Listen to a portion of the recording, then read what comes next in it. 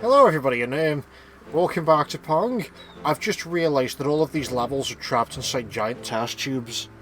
I thought they were like beams of like teleportation or something. Or What, pillars of pure salt? I thought it was. I think Halo was like the energy elevators. Fucking Captain Kirk's decided to come in and steal my Pong levels? Oh Jesus Christ, what the fuck is this? Flame Frogger. Am I controlling all four of these? What? Oh. What? Oh, okay. Do you have to manipulate? Oh, that was great. What the fuck?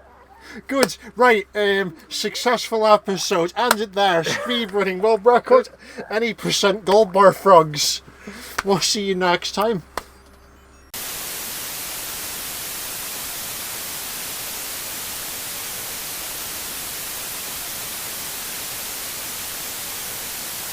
Fuck, I think we need more content.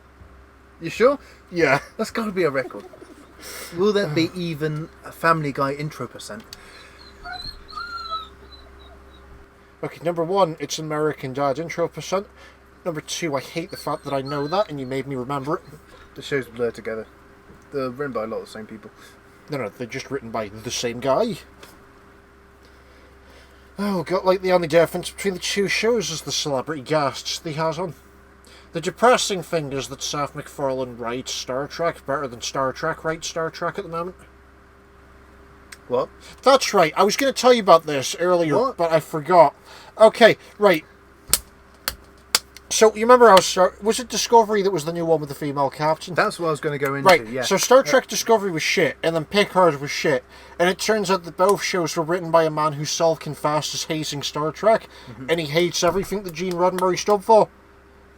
So, like, he made Star Trek Picard as militaristic as possible, and, like, the utopian government's gone, etc., etc. But, so Picard's in Discovery or Star Trek, made by people who hate Star Trek, and then they've made a new one recently called Star Trek Lower Decks, which is, it's made by one of the people who made Rick and Morty, and then a bunch of the people who worked on Discovery and Picard. And I heard it described by another guy as it's Star Trek written by people who hate Star Trek, wondering why people hate their versions of Star Trek. And it's fucking terrible. And yet, just Christ. Yeah. But, no, so Seth MacFarlane, the guy who does Family Guy, he writes his own Star Trek parody called the ORVILLE. But it's That depressing. was on Black Mirror, wasn't it? No. Black Mirror did do a parody of that. I think it's something different. No, the Orville's like a full series. Oh. But it's written better than actual Star Trek because he tries to write it as much like the Captain Kirk series as possible. So it's basically like a shittier version of Galaxy Quest. But he still gets where Gene Roddenberry was coming from better than the writers on actual fucking Star Trek.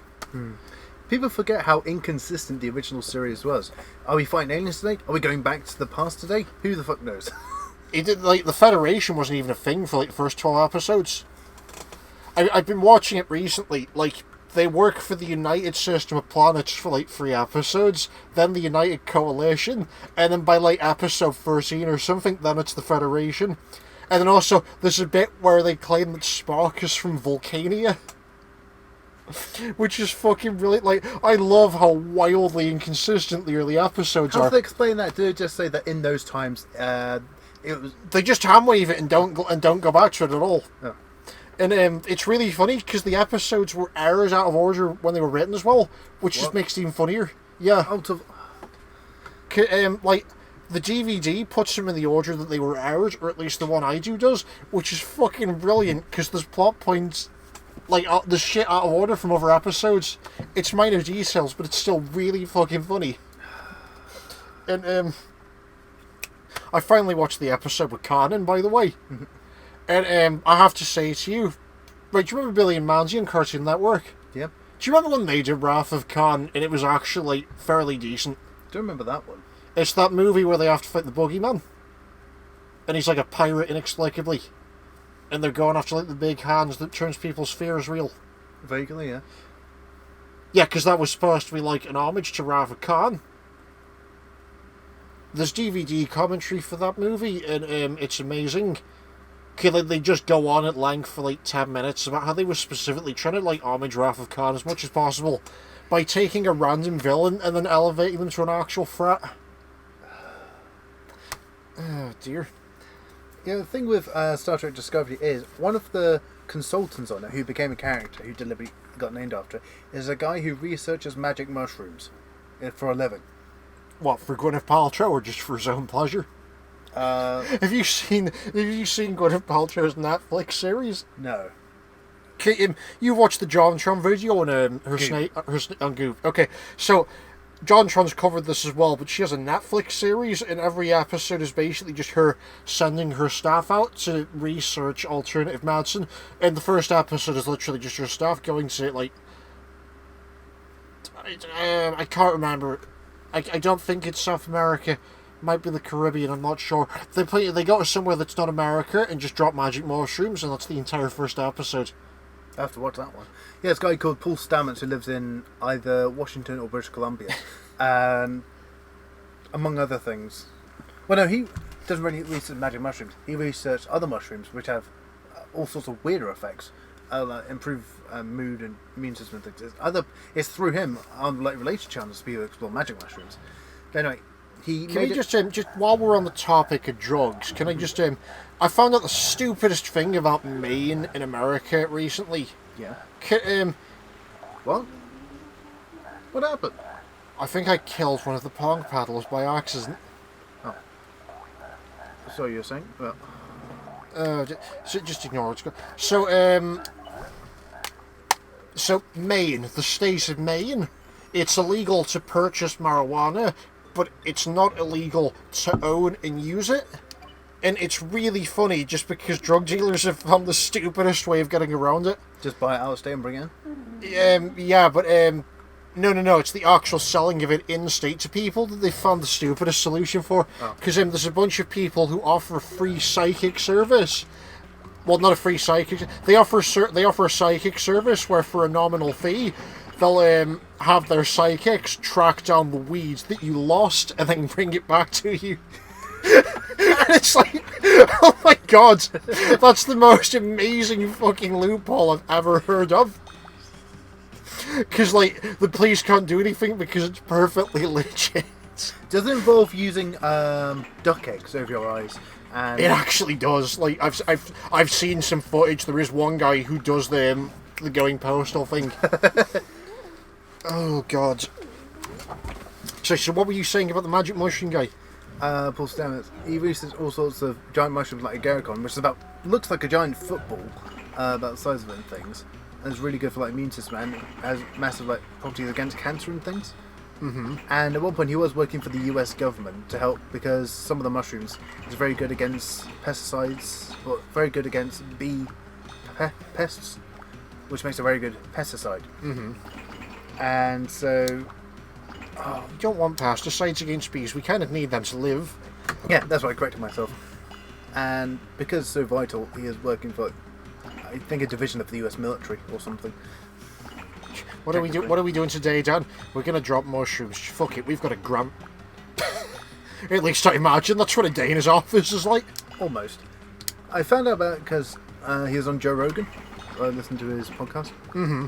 And at one point he did do like a bag of magic mushrooms when he was like in his teens. Because no one told him what the dose was, he took like 10 grams when 5 grams will put you to the moon. And so he was up a giant tree in a thunderstorm just hugging it. Fucking brilliant. For like an hour or something. Oh dear. Yeah, there are a few Joe Rogan things I recommend. That and did I ever send you the one where Vsauce goes to, I think it's Ecuador, to do ayahuasca? Nope. Was it Peru? I think it's Peru. I have to send you to. Yeah, the comments are disabled now, but it's very good. Did I ever tell you about the time that I ended up one time? It was really fun. I just remember vaguely, like, I think the best way I can describe it is it was like the volume was turned up for my eyeballs. I spent like 40 minutes or something staring at an orange, just admiring like all the individual crenellations along the skin. like, I'd start hallucinating that I could see, like, microscopic details on them. So I literally just spent 40 minutes staring at this fruit bowl, and then I curled up on the bed because I was paranoid that part of the ceiling was going to get me or something. Oh, I thought you were about to say, what's next about people trying to steal citrus fruit? Maybe someone in a field, going into someone's field and trying to steal all their citrus fruit. No, that would never work. Nothing that bad, nothing that bad. Maybe someone of a certain profession trying to do it. Oh, it's fine. I have home defences, perhaps just in case the man from Del Monte shows up. So, was that not who you were thinking of? No. Who were you thinking of? The lemon stealing halls. Okay. I think. It's going to a meme now on like Pornhub. There's that entire section of like parody videos. As a couple talking about how they built like a lemon grove, and it'll be a shame if some lemon stealing whore comes and steals all the lemons. Then the I thought you said horse then. No.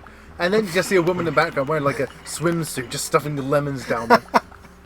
And that's what, so far, the video I've gotten to.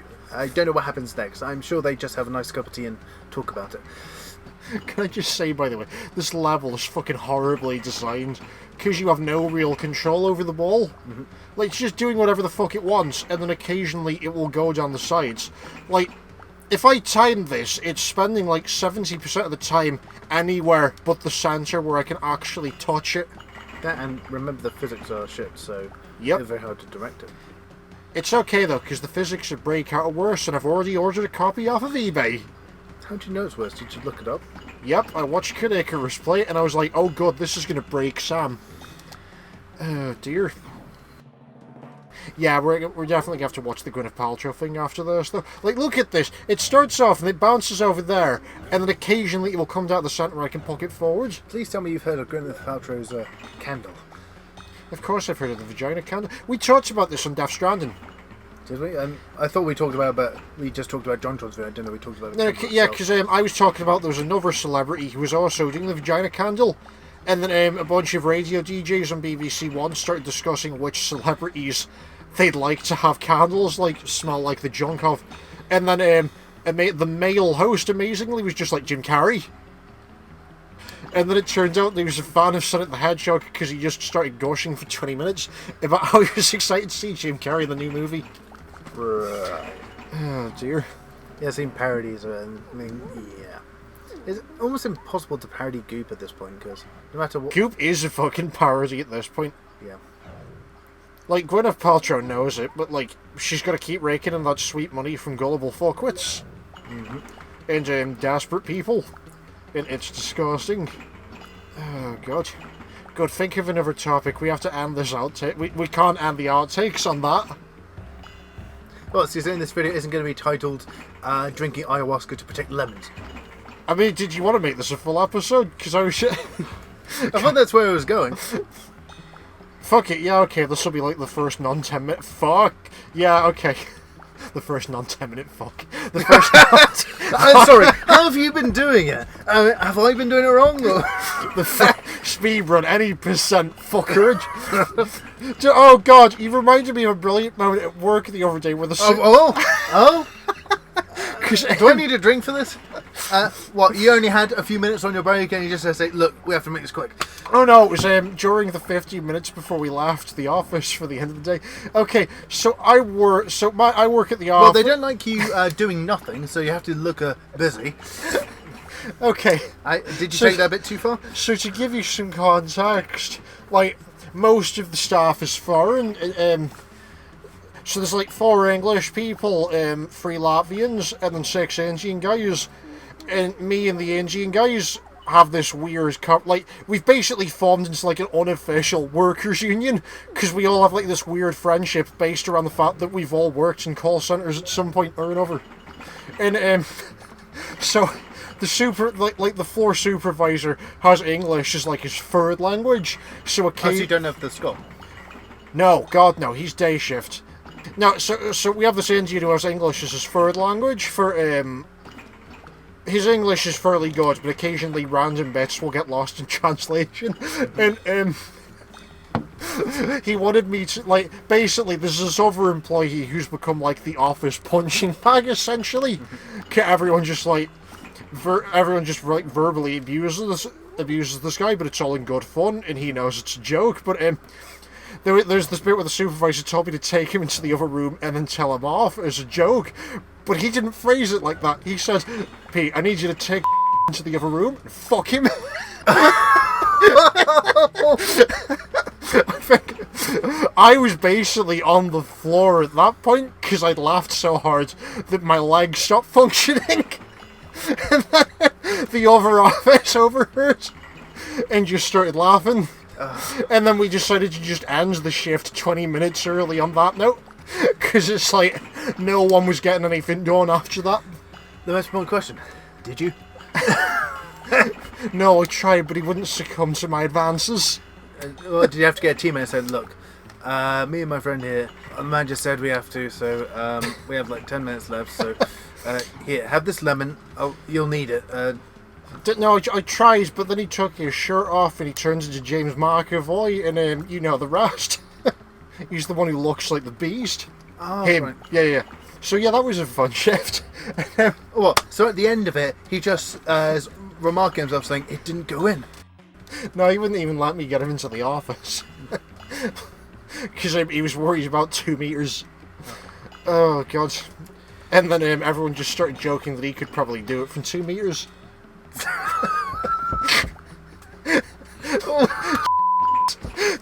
He's a strange man. Like, he's the office punching bag, but at the same time, everyone just jokes that he's probably got the biggest penis.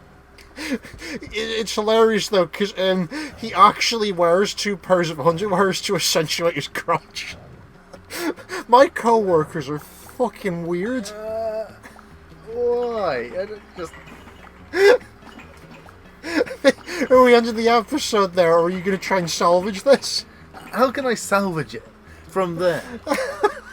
I don't know, but it's going to be fun listening to you try. What's it going to be? James Mcavoy drinks ayahuasca to protect his lemons. Or to protect his lemon trees. James McAvoy drinks Captain Kirk's ayahuasca to protect his lemons. Yes. There we go. There we fucking go. Oh, the engineer's going to have such a hard time photoshopping that. Yes he is. Engineer, Well, are you just going to Photoshop his face over like a Ram Ranch poster or something? No, I was just going to say, engineer, I want you to photo... Okay, take this image, and then Photoshop James McAvoy into the corner as the Beast, and then Captain Kirk, and then a pair of large lemons, and then I want you to Photoshop the Doctor from Star Trek Lower Decks, holding the lemons, if you can find a good picture of her.